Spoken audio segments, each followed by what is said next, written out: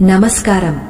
ఈ సృష్టిలో ప్రతి జీవి కూడా సుఖాన్ని, సంతోషాన్ని, ప్రశాంతతను కోరుకుంటుంది. ఆ సుఖ సంతోషాలు మనకు కలగాలంటే జీవించడానికి తగిన వనరులు, సంపద అనేది చాలా ముఖ్యం. ప్రతి మనిషి తన జీవితకాలంలో అష్ట ఐశ్వర్యాలను పొందాలని, తన కుటుంబం ఎల్లప్పుడూ సిరి సంపదలతో తులతుగాలని కోరుకుంటాడు. కాని ఆ సంపద అనేది ఎవరి దగ్గర స్థిరంగా నిలుస్తుంది? ఎందుకు లక్ష్మీదేవి కొందరి ఇళ్లలోనే స్థిర నివాసం ఏర్పరచుకుంటుంది, మరికొందరిని ఎందుకు కరుణించదు?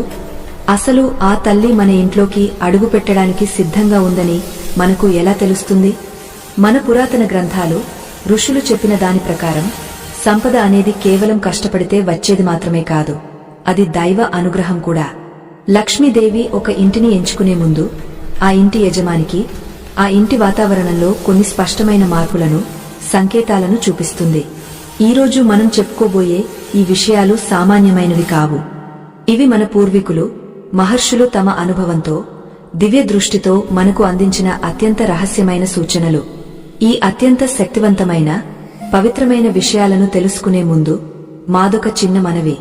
మా ఈ ప్రయత్నం మీకు నచ్చినట్లయితే మీ అభిమానాన్ని తప్పక తెలియజేయండి. ఇలాంటి ఎన్నో అద్భుతమైన ధార్మిక విషయాలు, రహస్యాలు ఎప్పటికప్పుడు తెలుసుకోవడానికి మా ఈ ఆధ్యాత్మిక కుటుంబంతో కలిసి ఉండండి. ఇప్పుడు మనం చెప్పుకోబోయే విషయాలు మీ జీవితాన్ని, మీ ఇంటి వాతావరణాన్ని పూర్తిగా మార్చగలవు. కాబట్టి ఏ ఒక్క విషయాన్ని కూడా వదలకుండా పూర్తి ప్రయోజనం పొందడానికి ఈ కథనాన్ని చివరి వరకు అత్యంత శ్రద్ధగా వినండి.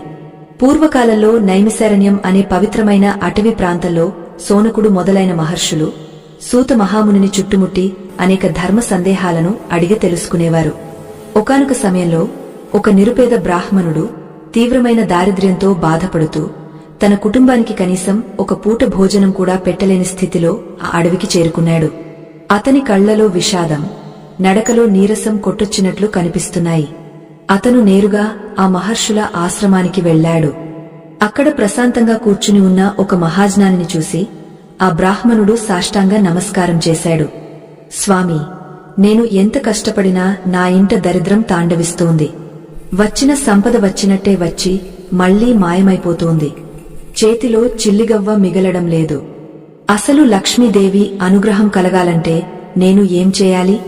ఆ తల్లి నా ఇంటికి వస్తుందనే నమ్మకం నాకు ఎలా కలుగుతుంది?